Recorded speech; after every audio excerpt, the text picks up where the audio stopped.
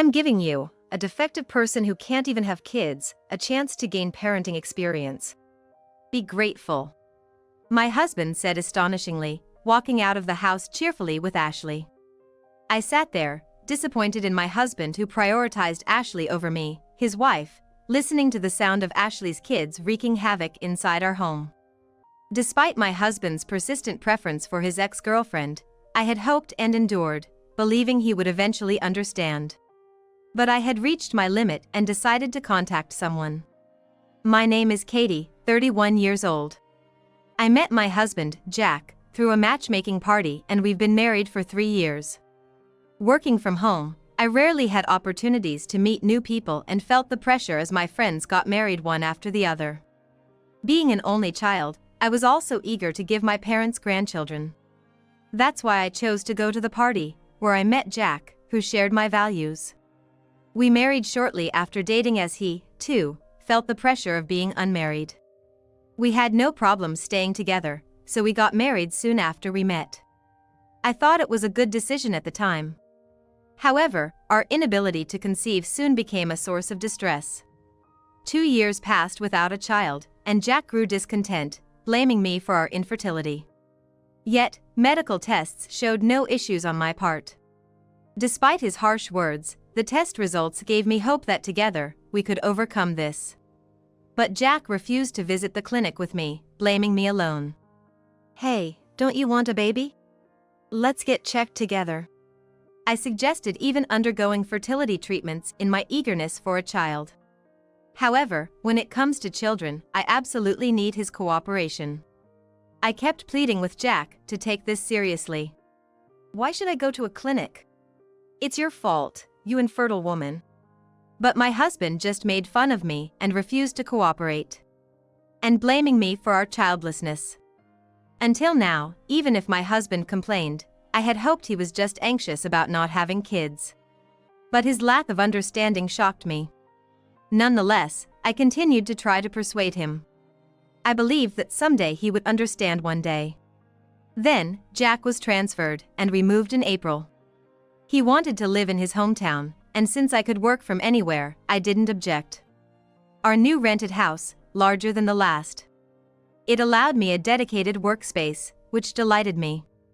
I thought I could concentrate on work. Close to his parents yet maintaining a healthy distance, our relationship with them was good.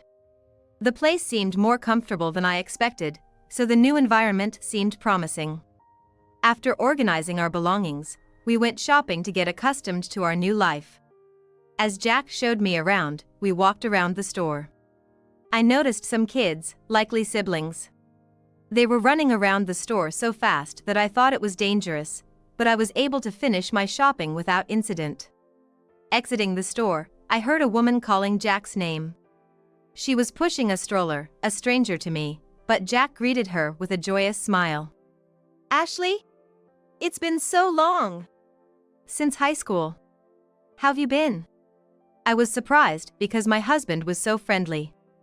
I thought they were friends, but not recalling her from his friends at our wedding. Curious, I asked Jack about her. You two seem close. A friend? Oh. She's my ex-girlfriend from high school, he said cheerfully, leaving me speechless. I couldn't have expected him to happily tell me, his wife, that she was his ex-girlfriend, and I was taken aback. Unaware of my shock, Ashley spoke to me. You're Jack's wife? I was his junior in high school and his ex-girlfriend. Surprised, I didn't know how to respond. Listening to their conversation, I learned Ashley had married right after high school, had kids. She is now a single mother, helped by her parents.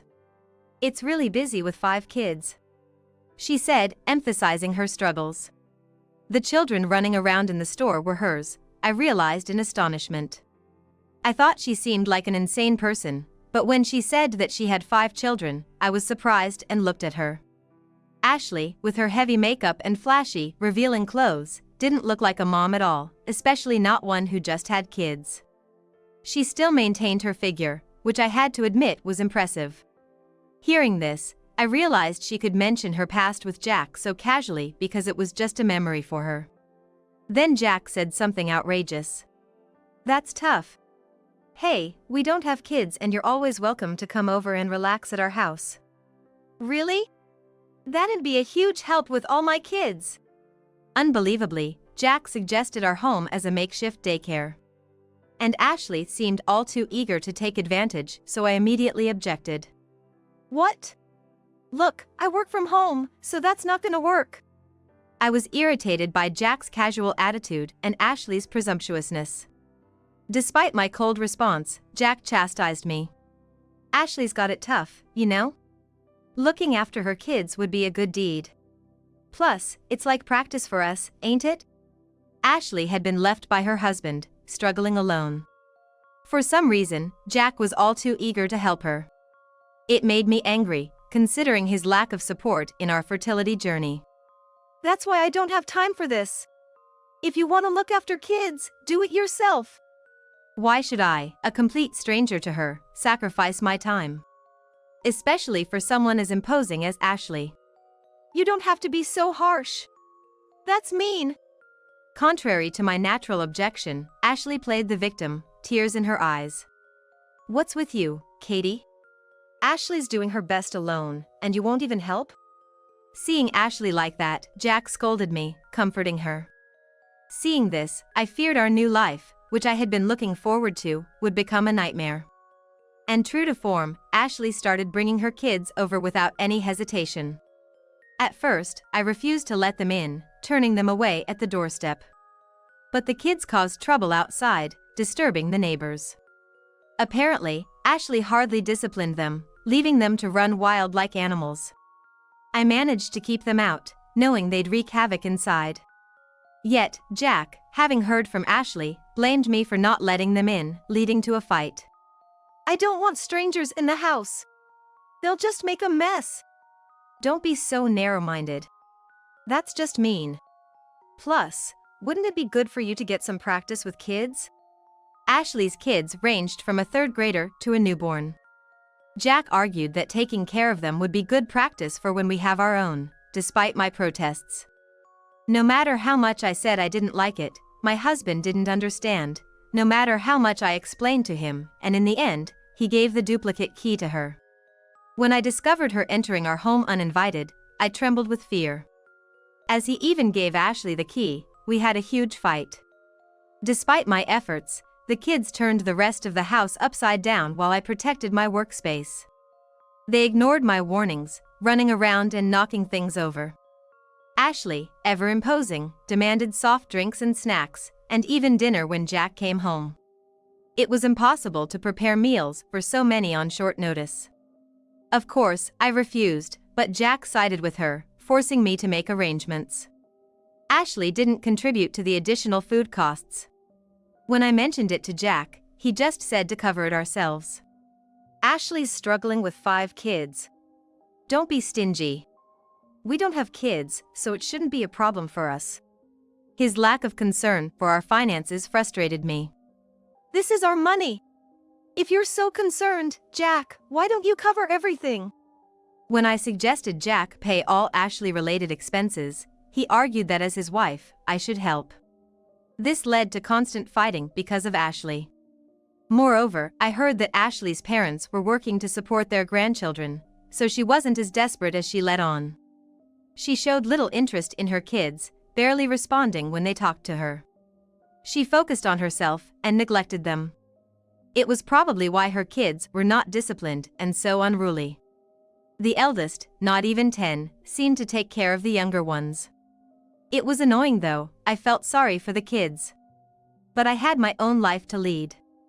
I taught them basic rules for being in our house, which calmed things down a bit. But why should I, a total stranger, have to do all this? My work was disrupted, and the extra housework piled up, leaving me furious at Jack and Ashley. It got worse when school let out for summer and the kids started coming over every day. Ashley was here so often, I wondered if she even worked. They stay at home all day more than ever before, expecting lunch, too. I was at my wits' end. Jack was no help, and Ashley just played the victim.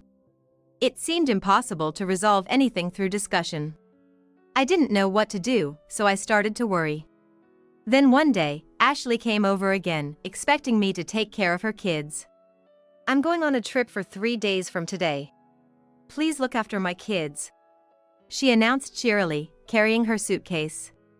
What? For 3 days? That's a problem. I was taken aback by her sudden request. Despite her parents being around, why was she leaving her kids with me? Well, the kids prefer being here.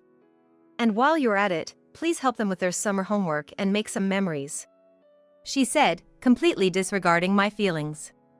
I was livid and opposed her, but she wouldn't listen. Then, to my surprise, Jack showed up at the door, suitcase in hand, smiling beside Ashley.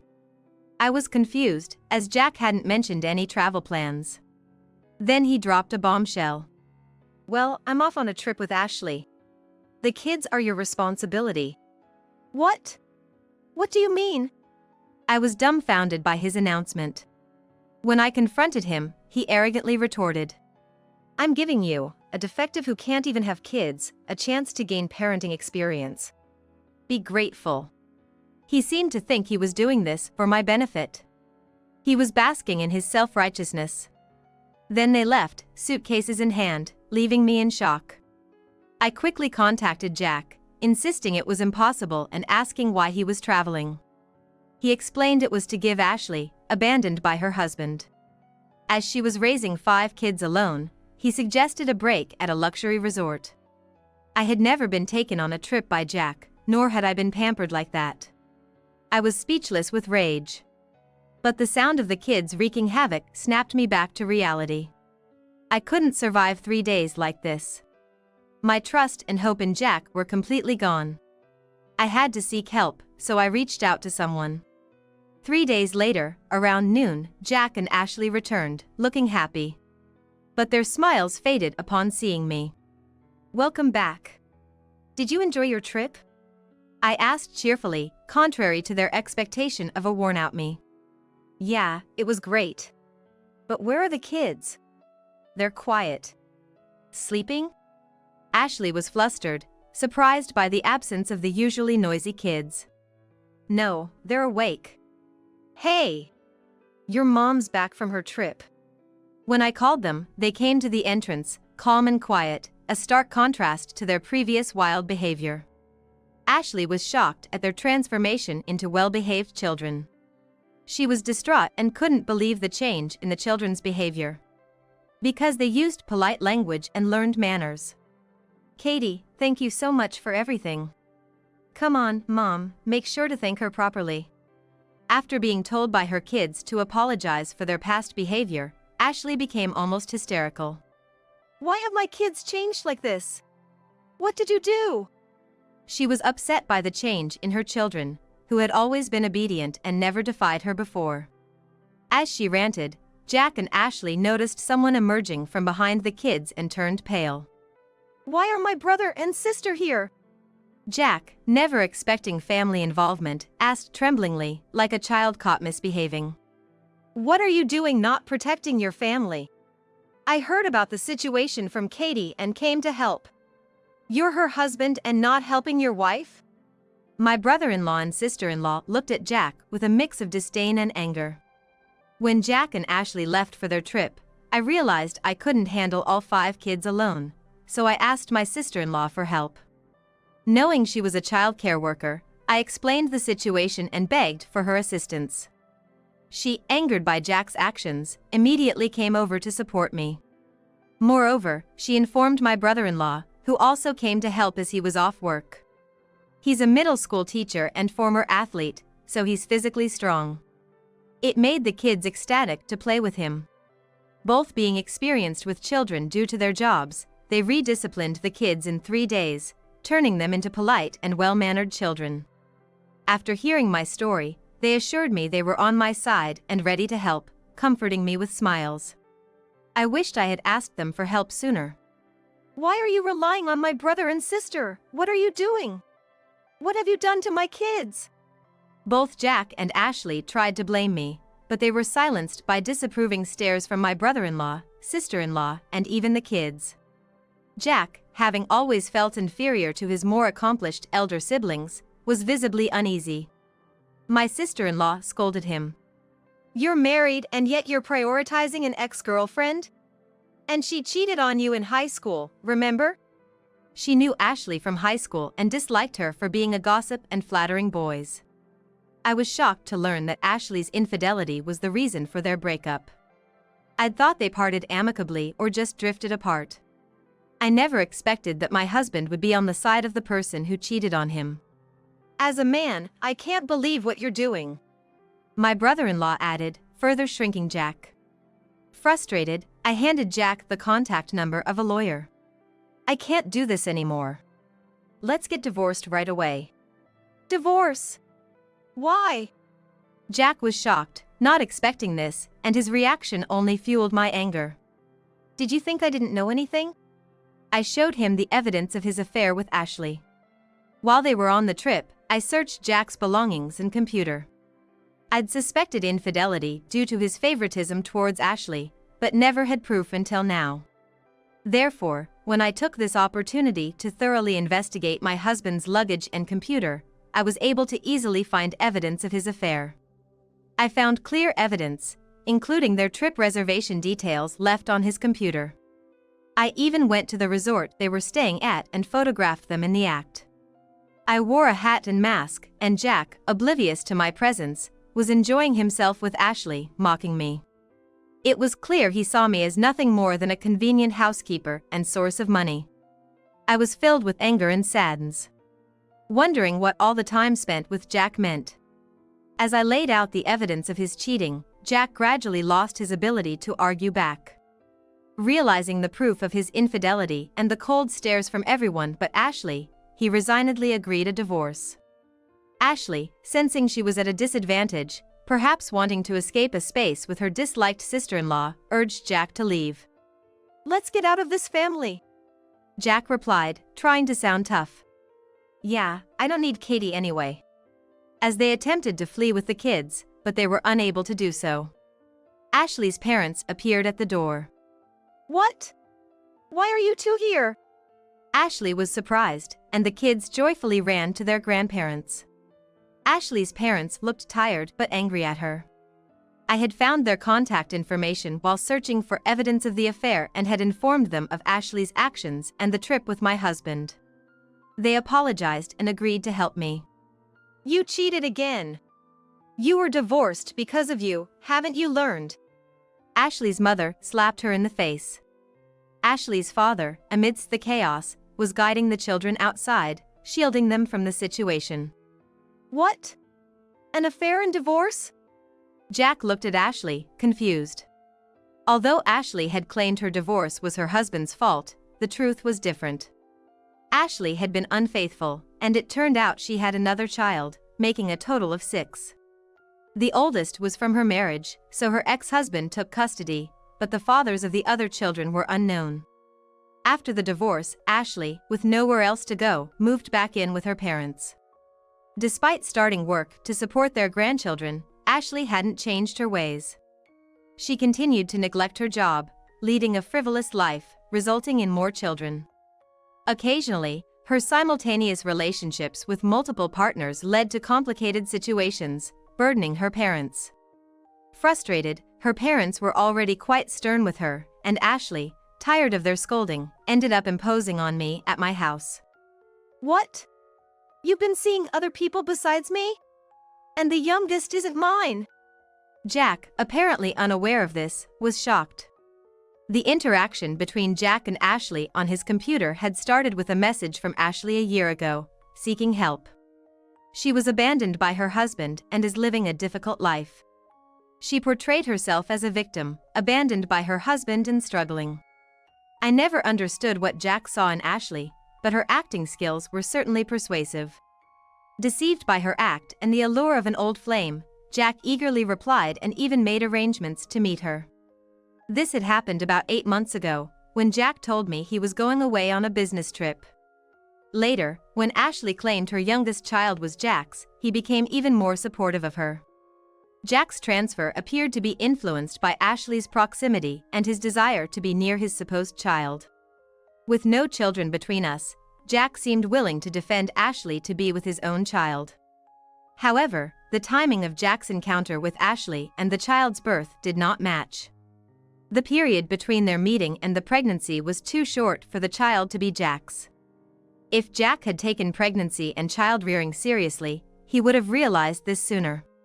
I was astounded by Jack's gullibility. Upon realizing he had no children with Ashley, Jack fell into despair and sat down, overwhelmed. He had always wanted children quickly and was deeply affected by this revelation. Despite everything being exposed, Ashley still insisted she was the victim, desperately asserting her innocence. I'm the victim here. I just want to live a happy life, but because of the alimony, I can't do what I want. Her mother, unable to contain her anger, slapped Ashley, silencing her. The children, returning out of concern, calmly began to admonish their mother. "Mom, you're the one at fault. You need to apologize properly." Ashley, caught off guard by her children's words, flushed with anger but was further reprimanded by her parents and finally broke down crying. "Why do I have to suffer like this?" She left, dragged away by her parents, still in tears.